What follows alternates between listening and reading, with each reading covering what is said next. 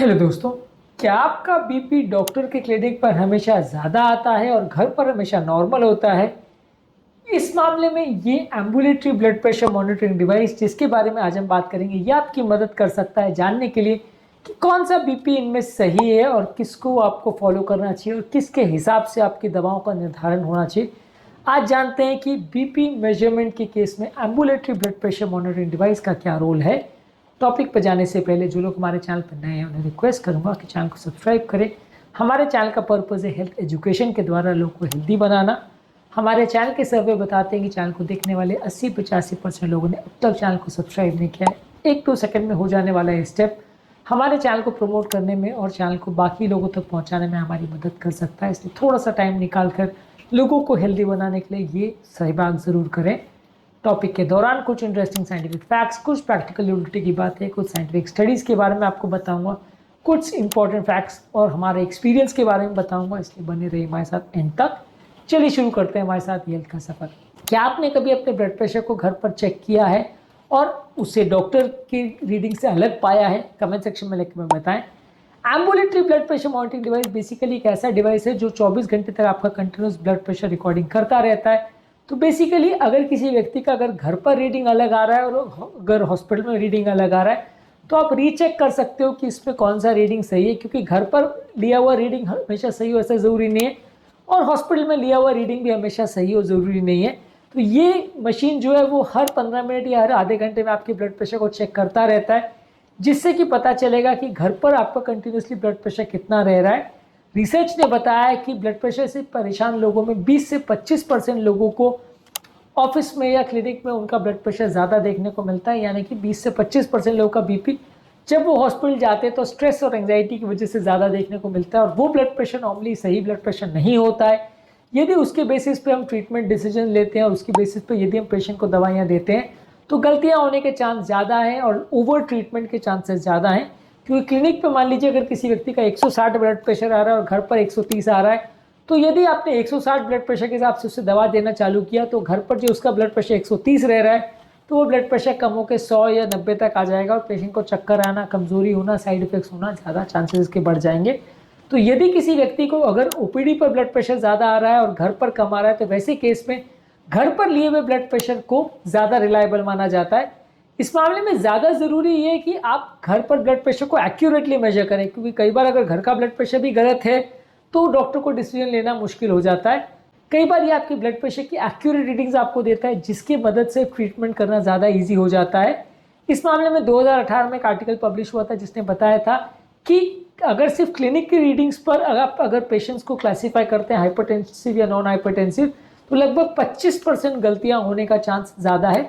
हमारे पास रिसेंटली एक पेशेंट आए थे जिनको बीपी के कोई सिम्टम्स नहीं थे, लेकिन 150-160 बीपी उनका हॉस्पिटल में हमेशा आता था। घर पर चेक किया तो एम्बुलेटरी ब्लड प्रेशर से कंसिस्टेंटली उसका बीपी 120-130 से ऊपर नहीं जा रहा था। तो इस पेशेंट को हमने ट्रीट नहीं किया, सिर्फ घर पर ही बीपी चेक करने को बोला और अभी तक उनको कोई प्रॉब्लम नहीं है। और ये एक केस में नहीं है, ऐसा बहुत सारे केस होते हैं क्योंकि बहुत ही ज़्यादा कॉमन प्रॉब्लम है। ऑलमोस्ट ब्लड प्रेशर जिन लोग का भी आप चेक करते हो तो 20 से 25% लोग को इस तरह का प्रॉब्लम आ सकता है। तो ये काफ़ी कॉमन प्रॉब्लम है जिसकी वजह से लोगों का ब्लड प्रेशर ओपीडी में ज़्यादा और घर पर कम देखने को मिलता है। और ऐसे लोग को यदि आप ओवर ट्रीट करने का प्रयास करते हैं तो आपको ज़्यादा प्रॉब्लम ये आएगी, पेशेंट को साइड इफेक्ट्स भी ज़्यादा होंगे और वो ट्रीटमेंट जो आप पेशेंट का करोगे उससे पेशेंट को कोई फ़ायदा भी नहीं होगा। तो ऐसे पेशेंट्स में अक्सर रिकमेंड किया जाता है कि आप पेशेंट को ना ट्रीट करें या पेशेंट को आप घर की बीपी जो रीडिंग्स आ रही है उसके बेसिस पे ट्रीट करें और यदि वो भी ज़्यादा आ रहा है तो ट्रीट करना डेफिनेटली इंडिकेटेड है। इसका उल्टा भी सही है कि कई बार मास्ट हाइपरटेंशन होता है जहाँ पर बिल्कुल उल्टा होता है, जहाँ घर पर पेशेंट का बीपी हाई होता है और हॉस्पिटल में कम होता है। तो वैसे केस में यदि आप हॉस्पिटल की रीडिंग्स पर अगर पेशेंट को ट्रीट करोगे तो रीडिंग हमेशा कम आएगी और घर पर ज़्यादा आएगी, तो इसकी वजह से भी कई बार प्रॉब्लम हो सकता है। इस मामले में ये जो मास्ट हाइपरटेंशन का फिनोमेना है ये भी उतना रेयर नहीं है। Ambulatory blood pressure monitoring technique के साथ 2019 में एक स्टडी में पाया गया था कि 33% मास्ट हाइपरटेंशन के पिक होने के चांसेस ज़्यादा थे यदि उन्होंने ambulatory blood pressure monitoring system use किया एज कम्पेयर टू सिर्फ ओपीडी पर रिकॉर्डिंग्स कर रहे थे या घर पर अगर सिंगल रीडिंग्स कर रहे थे। तो मास्ट हाइपरटेंशन जैसी प्रॉब्लम या वाइट कोट हाइपरटेंशन, दोनों ही प्रॉब्लम्स में ambulatory blood pressure monitoring system आपकी मदद करता है।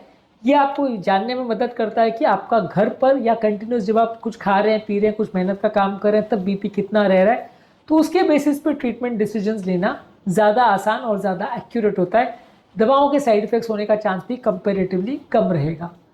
इसके अलावा अगर किसी व्यक्ति को नाइट टाइम ब्लड प्रेशर के ड्रॉप होने का प्रॉब्लम है, यानी night time blood pressure normally लोगों का 10 से 20% ड्रॉप होता है, अगर किसी व्यक्ति का राइट के टाइम भी ब्लड प्रेशर हाई रह रहा है, जिसे नॉन डिपिंग पैटर्न बोलते हैं, तो ऐसा स्टडीज़ ने शो किया है कि ये नॉन डिपिंग पैटर्न जो है हार्ट और किडनी की बीमारियों के साथ ज़्यादा एसोसिएटेड रहता है। और ऑब्वियसली डॉक्टर तो आपके घर पे जाकर रात को 3 बजे ब्लड प्रेशर चेक नहीं कर सकता, तो वैसे केस में डेफिनेटली यदि आप एम्बुलेटरी ब्लड प्रेशर यूज़ करोगे तो पता चलेगा कि नाइट के टाइम सोते समय आपका ब्लड प्रेशर ज़्यादा रह रहा है कि कम हो रहा है, और ये डिपिंग पैटर्न जो नॉर्मली होना चाहिए 10-20% का, वो आपके केस में हो रहा है कि नहीं, और इसके बेसिस पर डिसाइड किया जा सकेगा कि आपको दवाओं की ज़रूरत है या नहीं। ये नॉन डिपिंग पैटर्न जो है स्टडीज़ ने शो किया है कि इस तरह के पेशेंट को कार्डियोवैस्कुलर रिस्क होने का चांस 40% तक ज़्यादा हो सकता है। तो ये भी एक इंपॉर्टेंट इशू है जो कि एम्बुलेटरी ब्लड प्रेशर टेक्निक के द्वारा पिकअप किया जा सकता है।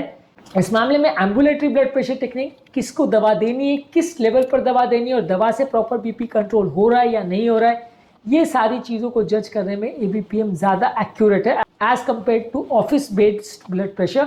ऑफिस में एक और चक्कर ये आता है, यानी हॉस्पिटल में एक और प्रॉब्लम ये आता है कि पेशेंट कहीं से अगर भागते दौड़ते आया है, डॉक्टर निकलने वाला है या डॉक्टर जाने वाला है, या वो स्ट्रेस में है, या सीढ़ी चढ़ के अगर आया है, तो उस समय भी उसका ब्लड प्रेशर ज़्यादा आ सकता है। वैसे केस में यदि डॉक्टर ने वो रीडिंग के बेसिस पे दवाइयाँ लिख दी तो घर जाके बीपी ज़्यादा कम हो जाएगा। वैसे केस में भी जो ब्लड प्रेशर घर पर रिकॉर्ड किया गया है या एम्बुलेटरी ब्लड प्रेशर टेक्निक द्वारा रिकॉर्ड किया गया है, वो ज़्यादा एक्यूरेट रहेगा, और उसके बेसिस पर ट्रीटमेंट डिसीजन लेना ज़्यादा एक्यूरेट रहेगा और ज़्यादा सक्सेसफुल रहेगा एज कम्पेयर टू यदि आप सिर्फ हॉस्पिटल बेस्ड ब्लड प्रेशर के बेस पे अगर ट्रीटमेंट करते हैं तो।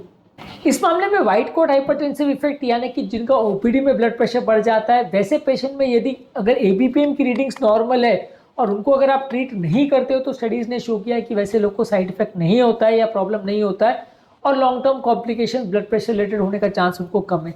तो यानी व्हाइट कोट हाइपरटेंशन वाले पेशेंट्स को अगर आप पिक कर लेते हो तो उतने पेशेंट्स को आप ट्रीट होने से बचा सकते हो जिनको अननेसेसरी ट्रीटमेंट हॉस्पिटल रीडिंग्स की बेसिस पर उनको दी जाने वाली थी।